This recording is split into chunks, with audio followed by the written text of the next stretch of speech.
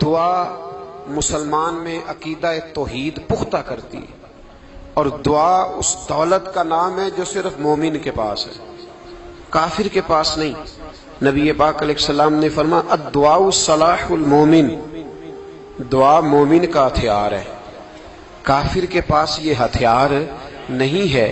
مومن جب اپنے مالک کے حضور دعا مانگتا ہے نا، دنیا میں آپ کسی سے زیادہ مانگے تو وہ ناراض ہو جاتا ہے، وہ کہتا ہے بھائی تو نے تو کام بنا لیا ہے، کل بھی دیا تھا، پرسوں بھی دیا تھا، روز روز تجھے کون دے؟ میرے نبی پاک علیہ السلام نے فرمایا جو اپنے رب سے زیادہ مانگتا ہے رب اس سے زیادہ راضی ہوتا ہے، زیادہ راضی ہوتا ہے۔ اب دعا مخصوص اوقات نہیں دعا کے، فرمایا اذا دعان، جب بھی دعا مانگو گے تمہارا رب تمہاری دعا کو، جب بھی دعا تو دعا کرتے رہنا چاہیے، ہر وقت دعا میں بندہ شامل رہے، اللہ کے ذکر میں شامل۔ یہ جو قرآن مجید نے کہا نا یا ایھا الذین آمنوا اذکروا اللہ ذکرا کثیرا، اے ایمان والو اپنے رب کا ذکر کثرت سے کرو، وسبحوہ بکرۃ واصیلا، اور صبح و شام اسی کی پاکی بیان کرو۔ تو اس سے مراد یہ نہیں ہے کہ تسبیح لے کے سارا دن مسجد میں بیٹھے رہو اور کام کوئی نہ کرو، بلکہ اس کا مطلب یہ ہے کہ روٹی شروع کرو تو اللہ کے نام سے، اختتام کرو تو اللہ کے نام، سو جاؤ تو رب کا نام لے کے، سویرے اٹھو تو اللہ کا نام لے کے، جب تمہیں کوئی چیز اچھی لگے تو ماشاءاللہ کہو، جب کوئی مصیبت آئے تو کہو انا للہ و انا الیہ راجعون۔ تو سارا دن اللہ کا ذکر جاری رہے گا۔ نبی پاک صلی اللہ علیہ وسلم نے مسلمان کو ایک دوسرے سے ملنے کا طریقہ بتایا۔ مصیبت آئے تو کیا کہنا ہے؟ صرف فوت کی پہ نہیں کہنا، اس کی وضاحت کر دو۔ کوئی بھی الذین اذا اصابتہم مصیبہ، جب بھی کوئی مصیبت آئے، اللہ کے بندے کہتے ہیں ہم اللہ کی طرف سے آئے ہیں اور اللہ کی طرف ہی ہم نے لوٹ جانا۔ تو میرے عزیز ہر وقت اللہ کا ذکر جاری رہے گا، ہر وقت زبان پہ رب کریم کا۔ دیکھیں نا نبی پاک علیہ السلام نے ہمیں ملاقات کا طریقہ بتایا۔ ایک صحابی آئے تو انہوں نے آ کے کہا السلام علیکم، نبی پاک علیہ السلام نے فرمایا رب تعالیٰ نے اسے 10 نیکیاں عطا فرمائی ہیں۔ دوسرے آئے تو انہوں نے کہا السلام علیکم ورحمۃ اللہ، تو محبوب فرمانے لگے، امام بہقی نے اس کو لکھا ہے، محبوب فرمانے لگے رب کریم نے اسے 20 نیکیاں عطا فرمائی۔ ایک اور آئے، عرض کیا السلام علیکم ورحمۃ اللہ وبرکاتہ، محبوب فرمانے لگے اللہ نے اسے 30 نیکیاں عطا فرمائی۔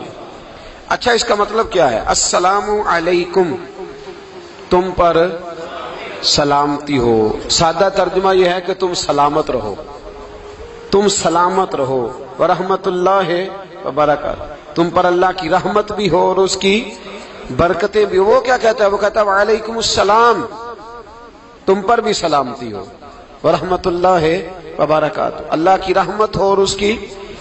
یہ جو مسنون دعائیں ہیں نا، جو حضور نے ہمیں دعائیں سکھائی ہر موقع پہ، ان کا کمال دیکھیے۔ اب ایک مسلمان نے آتے کہا السلام علیکم، اس کا مطلب کیا ہے؟ تم پر۔ اب وہ جھگڑا کرے گا، اسے مارے گا، اس کا مال چھینے گا؟ اس نے تو آتے ہی کہا تم پر سلامتی ہو۔ تو جو سلامتی کی دعا دینے والے ہیں وہ جیب تھوڑی کاٹیں گے، وہ غبن تھوڑی کریں گے، ڈاکہ تھوڑا ڈالیں گے۔ اسلام نے لفظ ہی وہ سکھایا ہے کہ فرمایا جب تم نے ملنا ہے تو تم نے دعائیں کرنی ہے ایک دوسرے کے لیے۔ اب ہمارے ہاں نئے نئے لفظ آ گئے، ٹیلی فون اٹھایا تو کہا ہیلو، اس کا کیا ترجمہ ہے؟ کون ہے، اس کا کیا ترجمہ ہے؟ جی جناب، اس کا کیا مطلب؟ ہم نے دیکھا بڑے بڑے سمجھدار لوگ السلام علیکم کی بجائے کہتے ہیں کیا حال ہے۔ بھئی کیا عجیب بات ہے، بھئی کیا حال ہے کا کیا مطلب ہوا؟ وہ بعد میں کرنے کی بات ہے۔ اور کچھ تھوڑا سا جو ادیب ہیں، جو بیچارے حروف کے پیچ و تاب میں رہتے ہیں، وہ کہتے ہیں آداب عرض ہے۔ وہ کیا ہوتا ہے جی؟ اسلام نے دعا سکھائی ہے السلام علیکم، یہ کتنی خوبصورت دعا ہے۔ جب آپ گھر کے اندر داخل ہوئے تو آپ نے دعا دی السلام علیکم، یہ دعا دی آپ۔ ایک صحابی حاضر خدمت ہوئے، عرض کی یا رسول اللہ صلی اللہ علیہ وسلم میرے گھر میں غربت رہتی ہے، کیا کروں؟ نبی پاک علیہ السلام نے فرمایا جب بھی گھر جایا کرنا گھر والوں سے سلام لیا کر، گھر والوں سے کیا کہا کر؟ السلام علیکم، جب بھی گھر جائے۔ یعنی گھر آیا، اب گھر والوں نے بتایا کہ ماچس کی ڈبیا تو لے آؤ۔ اب یہ دکان کونے پہ تھی گھر والے پہ، وہاں سے ماچس کی ڈبیا لے کے واپس گیا تو کہنے لگا السلام علیکم. پھر گھر والوں نے کہا ہو بتانا یاد ہی نہیں رہا، چینی بھی ختم ہو گئی ہے. تو یہ پھر گیا چینی لینے، لوٹ کے آیا تو کیا کہا؟ جب اللہ چاہتا ہے تو کہے، جب اللہ کے رسول چاہتے ہیں تو کہے. اس کا ترجمہ یہ ہے کہ تو کہہ، تو سلام لے. اللہ رسول چاہ رہے ہیں کہ تو سلام لے تاکہ تیرے گھر میں سلامتیاں ڈال دی جائیں. تو فرمایا سلام لینی ہے تو نے، اور ساتھ تو نے اس طرح کرنا ہے کہ 3 دفعہ سورۃ اخلاص کو پڑھنا ہے. امام قرطبی نے اس کو لکھا ہے. اس نے کہا حضور غربت بڑی ہے. غربت بڑی ہے تو کہ وظیفہ بتائیں. فرمایا جب بھی گھر جاؤ سلام لو اور 3 دفعہ سورۃ اخلاص پڑھو. وہ صحابی کہتے ہیں میں پکا ہو گیا. اب وہ کچھ دنوں کے بعد، کچھ عرصے کے بعد، کچھ مہینوں کے بعد واپس آئے تو صحابہ کرام علیہم رضوان فرماتے ہیں ہماری خواہش تھی کہ یہ کچھ بیان کرے، اب بتائے جو وظیفہ لے کے گیا تھا اس کا رزلٹ کیا نکلا. کہتے اس نے بڑی حیرت انگیز بات کی، حیرت انگیز عجیب انداز میں. کچھ لوگوں کا دل ہوتا ہے نا کہ مجھے ملے میرے پڑوسی کو نہ ملے، اور کچھ کا دل ہوتا ہے یار مجھے بھی ملا ہے اور الحمدللہ میرے پڑوسی کو ملا ہے. تو صحابی جب حاضر ہوئے تو صحابہ کہتے ہیں ہمیں تجسس تھا کہ یہ کچھ بتائیں. تو حضور نے فرمایا کیا حال ہے تیرا؟ کہا یا رسول اللہ کمال ہی ہو گئی ہے حضور، میں جب بھی گھر جاتا ہوں سلام لیتا ہوں اور 3 دفعہ سورۃ اخلاص پڑھتا ہوں. میں تو امیر ہو ہی گیا ہوں، میرے تو ہمسائے بھی امیر ہو گئے. کتنا پیارا ہے یہ جملہ، کتنا حسن ہے. اتنا اچھا لفظ کسی اور کے پاس ہے ہی نہیں جو الفاظ ہمیں ہمارے رسول نے عطا فرمایا. اس کو اپنائیے، اس کو اپنائیے. یہ الگ بات ہے کہ لوگ مطلب کے لیے سلوٹ کر لیتے ہیں بڑا سارا، لیکن مطلب کے لیے نہیں. جس کو جانے اس سے بھی سلام لیں، جس مسلمان کو نہیں جانتے اس سے بھی. تو نبی پاک نے ہمیں مسنون دعائیں سکھائیں. رات کو جب سونے لگیں اللہ کے رسول صلی اللہ علیہ وسلم نے ہمیں دعا سکھائی. حضور نے فرمایا جب سونے لگو تو مسلم شریف میں فرمایا تم نے یہ دعا پڑھنی، اللہم باسمک اموت و احیا. تم نے کہنا اے اللہ میں تیرے نام پر مرتا ہوں اور تیرے نام پر جیتا ہوں. نبی پاک صلی اللہ علیہ وسلم نے ایک حدیث میں فرمایا کہ یہ جو نیند ہے نا یہ موت کی چھوٹی بہن ہے، یہ موت کا ایک حصہ ہے. جس طرح انسان سو جائے تو کوئی خبر نہیں ہوتی کیا ہو رہا ہے، بالکل وہ اٹھا ہے تو اس نے کہا ہو یہ کیا ہوا. سو جاتا ہے نا آدمی، اسے خبر نہیں ہوتی. اوہو میں نے تو 11 بجے اٹھنا تھا، یہ تو 3 بج گئے. اب اسے خبر نہ رہی. سوتے ہوئے لوگ چوری کر لیتے ہیں. بلکہ اس طرح بھی ہوتا ہے کہ آدمی نے گکھڑ اترنا تھا، وہ پنڈی سے آ رہا تھا لیکن وہ سویا ہوا تھا. آنکھ تب کھلی جب کاموں کی آ گیا تھا. اب اس کا اس پر زور تو فرمایا کیا پتا اب تو کھل گئی کاموں کی، جا کے لاہور جا کے کسی جگہ پہنچ کے تو یہ بھی ممکن ہے کہ کھلے ہی نہ، نیند ہی موت کا سبب بن جائے. تو کہہ کے سو کہ یا اللہ تیرے نام پہ سو رہا ہوں. اللہ کس نام پہ سو رہا ہوں؟ یار اگر ہم ان دعاؤں کا حسن سمجھے، مت اللہم باسمک اموت و احیا، یا اللہ میں تیرے نام پہ سوتا ہوں اور تیرے نام پر اٹھتا ہوں. گویا کہہ رہا یا اللہ میری نیند بھی تیرے فضل سے ہی ہے، اور اگر آنکھ کھل جائے تو وہ بھی تیرے فضل سے ہی ہے. کتنا اعلیٰ نبی پاک علیہ السلام نے انداز سکھایا. اور پھر بخاری شریف میں حدیث موجود ہے، فرمایا جب اٹھو تو کہو الحمدللہ الذی احیانا احیانا بعد ما اماتنا والیہ النشور. فرمایا جب تم سو کے اٹھو تو پھر کہو اے اللہ ساری تعریفیں تیرے لیے، تمام تعریفیں جس نے ہمیں موت کے بعد حیات دی. موت کے بعد فرمایا احیانا بعد ما اماتنا، ہمیں مرنے کے بعد گویا اللہ کا شکر ادا کر کے آنکھ کھل گئی. دیکھیں کس طرح اسلام مسلمان کو اللہ کے ساتھ جوڑتا ہے. فرمایا شکر کر، آنکھ کھل گئی. کہ یا اللہ تیرا شکر ہے تو نے موت کے بعد ہمیں دوبارہ حیات عطا فرمائی، یہ شکر ادا کرو. گویا تم یہ نہ کہنا کہ میں اٹھ گیا ہوں تو میرا کمال ہے، یہ نہ سمجھنا میں اٹھ گیا ہوں تو میں بڑا پابند ہوں، جب میں ارادہ کر لوں کہ میں نے 11 بجے اٹھنا ہے تو پھر میں اٹھ جاتا ہوں. یہ نہ کہنا کہ یہ الارم بڑا اچھا ہے، یہ مجھے اٹھا لیتا ہے. ذہن کے اندر خیال کر کہ نیند تو موت کی طرح تھی، یہ جو میں اٹھ گیا ہوں تو اپنے رب کے فضل سے اٹھا ہوں. جو میں اٹھ گیا ہوں، جو ابھی وٹھے ہیں وہ تو بول دینا کم از کم کہ میں اپنے رب کے فضل سے اٹھ گیا. تو دعا سکھائی. پھر دیکھیے نبی پاک صلی اللہ علیہ وسلم نے فرمایا جب تم بیت الخلاء میں جاتے ہو نا، واش روم میں جاتے ہو، تو گندی چیزیں ہوتی ہیں وہاں، شیطان ہوتے ہیں، جنات ہوتے ہیں، یہ گندگی پہ ہوتے ہیں۔ جب تم واش روم جاؤ، بیت الخلا جائے، تب بھی دعا مانگو۔ کیا دعا مانگو؟ وہ دعا بھی نبی پاک صلی اللہ علیہ وسلم نے ہمیں تعلیم فرمائی اور بخاری میں ہے، کہا پڑھا کرو، اللہم انی اعوذ بک من الخبث والخبائث۔ کہو اے اللہ، ناپاک چیزوں سے میں تیری پناہ مانگتا ہوں، وہ نر ہوں یا مادہ ہوں۔ اللہ میں تیری پناہ مانگتا ہوں۔ واش روم کے اندر بہت ساری بری چیزیں ہوتی ہیں، جوان میری بات پر توجہ فرمائیں، وہاں بہت ساری گندی چیزیں ہوتی ہیں۔ انسان کئی دفعہ واش روم میں جاتا ہے، اسے وسوسے زیادہ آتے ہیں، یہ نوٹ کریں میری بات کو۔ اصل میں نا ہم بات ڈھونڈ رہے ہیں علاج اپنی بیماریوں کا، حالانکہ علاج تو سارا مدینے والے رسول کے پاس موجود ہے، محبوب کے پاس ساری دوائیاں ہیں۔ تو نبی پاک علیہ السلام دیکھیں نا، انسان واش روم میں جاتا ہے، اسے وسوسے آتے، برے خیالات آتے، وہ گناہ کی طرف کئی دفعہ مائل ہوتا ہے، تو کہا تو دعا پڑھ کے جا، اللہم انی اعوذ بک، یا اللہ میں تیری پناہ مانگتا ہوں، من الخبث والخبائث، ہر خبیث اور بری چیز سے میں تیری پناہ مانگتا ہوں، وہ نر ہو یا یار۔ کتنا عظیم دین ہے، کتنا عظیم میرے مصطفیٰ کریم کا وہ والا دین ہے۔ اصل میں اللہ کرے بی اے پاس بچے کو بیت الخلا کی دعا بھی یاد ہو جائے، ایسے یاد ہو جائے، اور اس کے ماں باپ سمجھ لیں کہ جوان ہو گیا ہے، تو اب ہو سکتا ہے اس کی طرف شیطان حملہ زیادہ کرے، اسے خراب کرنے کی کوشش کرے، تو لہذا اسے دعا سکھائی جائے تاکہ اس کو پہلے سے پتا ہو کہ میں نے اس بے ایمان سے بچنا کس طرح سے۔ اب آپ دیکھیے نبی پاک علیہ الصلوۃ والسلام نے ہمیں دعا سکھائی، مصنف ابن ابی شیبہ میں۔ کون سی دعا؟ واش روم سے نکلنے کی۔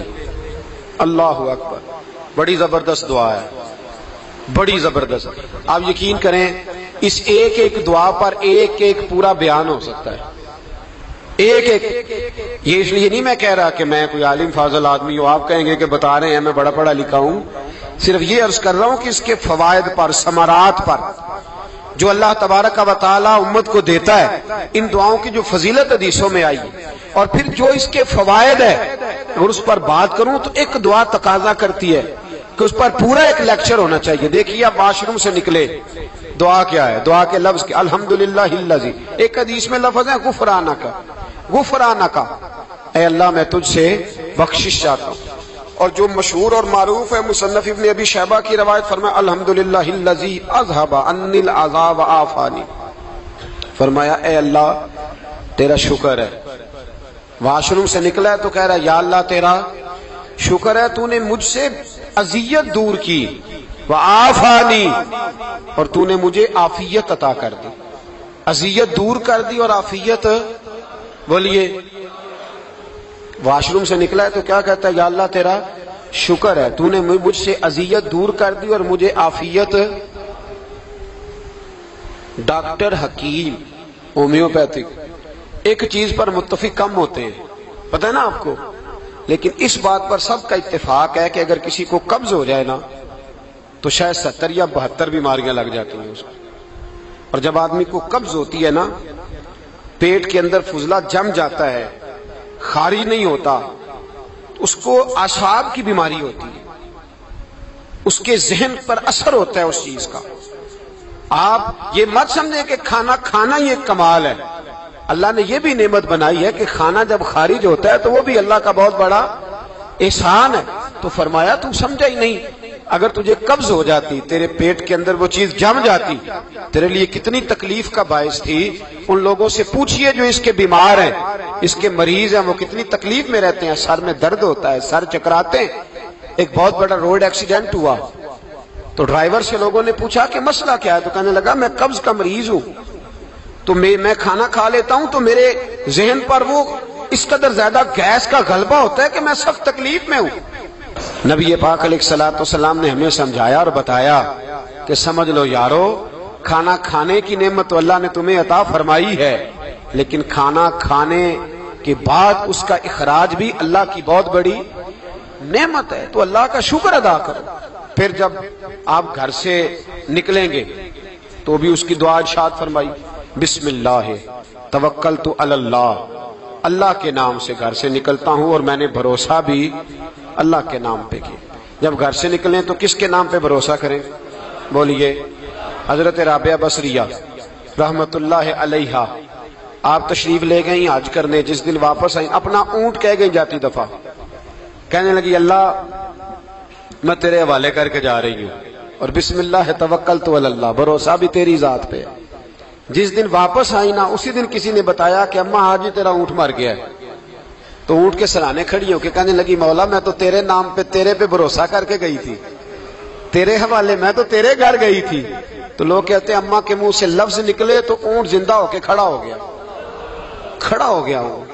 تو اماں کہنے لگی نہیں تمہیں ہی غلطی لگی ہے، مرا ہی نہیں تھا، پہلے سے ہی موجود تھا، وہ اپنی کرامت بھی نہیں ظاہر ہونے دی۔ تو بھائی گھر سے نکلیں تو کس لفظ پر کہ یا اللہ میں تیرے بھروسے پہ نکل رہا ہوں میں، اس کے دو فائدے ہوں گے، ایک تو آپ اللہ کی امان میں جا رہے ہیں، اللہ کی امان میں آ رہے ہیں، اور دوسرا جس گھر کو آپ چھوڑ کے جا رہے ہیں اسے بھی اللہ کی امان میں دے کے جا رہے ہیں۔ تو کتنا لذت والی دعا ہے جو نبی کریم علیہ السلام نے ہمیں سکھائی۔ اب ذرا حدیث سنیں خوش ہو کے، دیکھیں حضور نے دعا سکھائی، فرمایا جب دیکھ لو نا کسی کو ہنستا ہوا، کیا کرتا ہوا؟